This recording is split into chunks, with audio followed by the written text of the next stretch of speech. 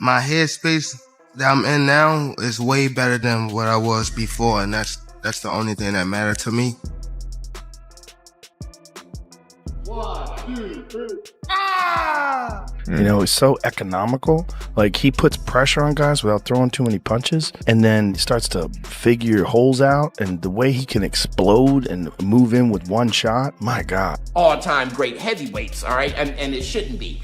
But he's sparring the level of heavyweight that, more experienced than Jake Paul, right? But Jake Paul has beaten those heavyweights himself, all right? Gervonta Tank Davis didn't hold back on the Joe Rogan experience, firing a cold warning at Jake Paul ahead of their looming clash. The Knockout King made his intentions clear. This isn't hype.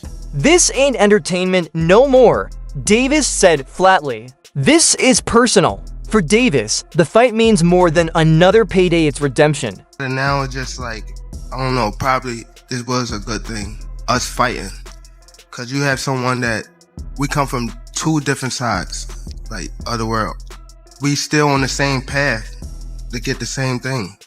I gotta be in there with him. I gotta be able to, his arm reach, his size, his power, the way he moving and things like that. I just gotta adapt as I fight him. I think it's gonna be a great event. Every time I fight is fireworks. Boxing wins come November the 14th. We just giving boxing what it needs, and that's excitement.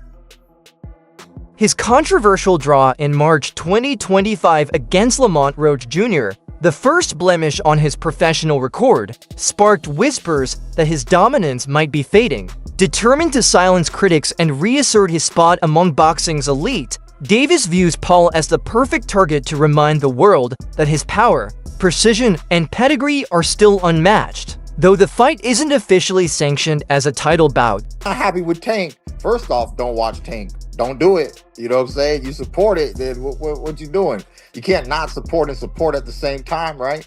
So if you're a boxing purist, then this fight with Roach is really more for you. It's going to be more up your alley, If you just like all entertainment, all fights, all hypes, all everything, then you're going to want to tune in to the Tank and Paul show there, because that's all for entertainment. What is it?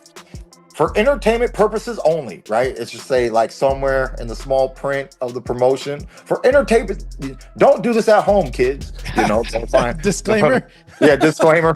For entertainment purposes only, So it's money-making purposes only, Jake Paul admits it's the toughest challenge of his career. Despite having clear advantages in height and reach, Paul acknowledged that Davis is a top 10-pound, 4-pound fighter whose experience and ring IQ demand total focus. It's not just about my strengths, Paul explained. I know what Tank brings. To beat him, I have to bring something extra. Paul's boxing journey has been defined by crossover stardom and viral spectacles, but Davis isn't a YouTube rival. A fight that I've actually ever been, because I know how good these people are that I'm sparring, and being able to see how good they are and knowing how good Tank is, it's actually going to be my toughest test to date.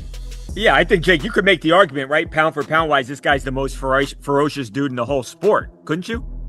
For sure. I think he has probably one of the highest knockout percentages. Yeah, 90-something%. Right? Exactly. And just his speed, his elusiveness, his ring IQ, his conditioning. He's gone 12 rounds so many different times, something that I've never even done. So he's going to be sharp all the way through. I mean, the list goes on. And so just actually being vulnerable for a second, it's like, this is crazy. This is scary. It's kind of keeping me up at night. Jake, how do you prepare for, like you said, a guy who is shorter than you? How do you find a sparring opponent to replicate something that obviously, there's nobody else out there that's Tank Davis? How do you prepare for a guy that's different stature-wise? Yeah, no, we have world champions. Raymond Ford in the 130-pound weight class. We got Montana Lovin. Shakur Stevenson is coming in this week. So Just sparring against guys on their level and people who have, been doing this their whole entire lives. But we're really focusing on speed.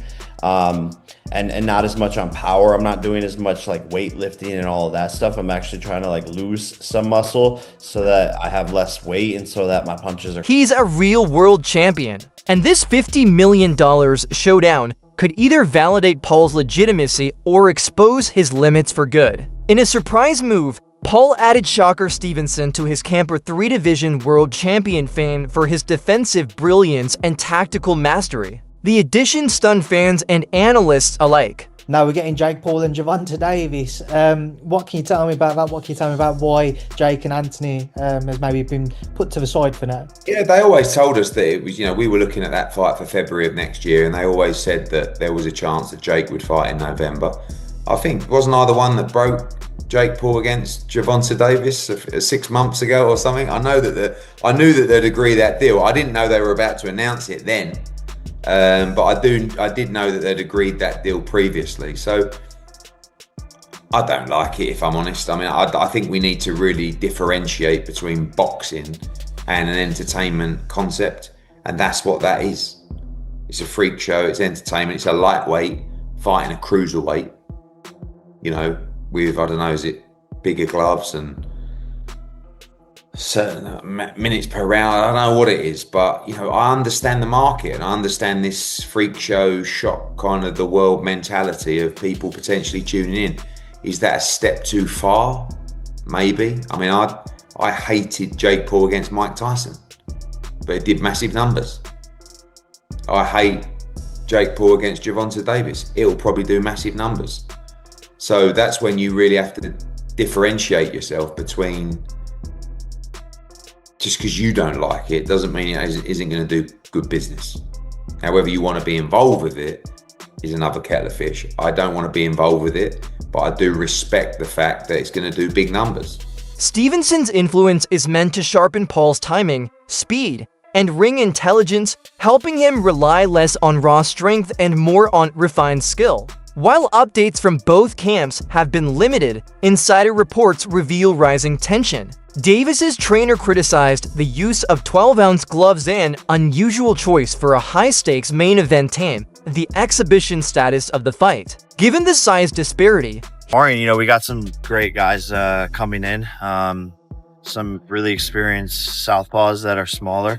I think Montana Love is coming in. Shakur Stevenson wants to come in. Jermaine Ortiz. We're gonna hit up Erickson Lubin, some of these guys. So we're just gonna bring in a plethora of fighters that are fast. He argued the format favors Paul.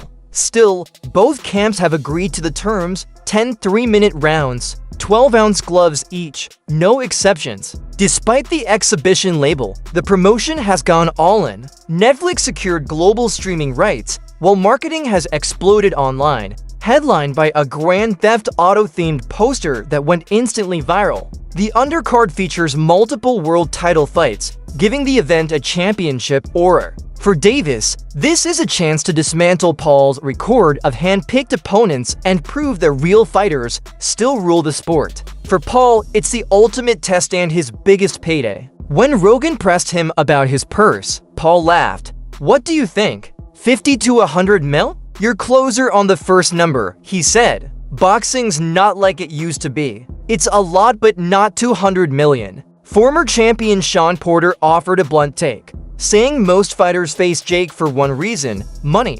He pays well, Porter admitted.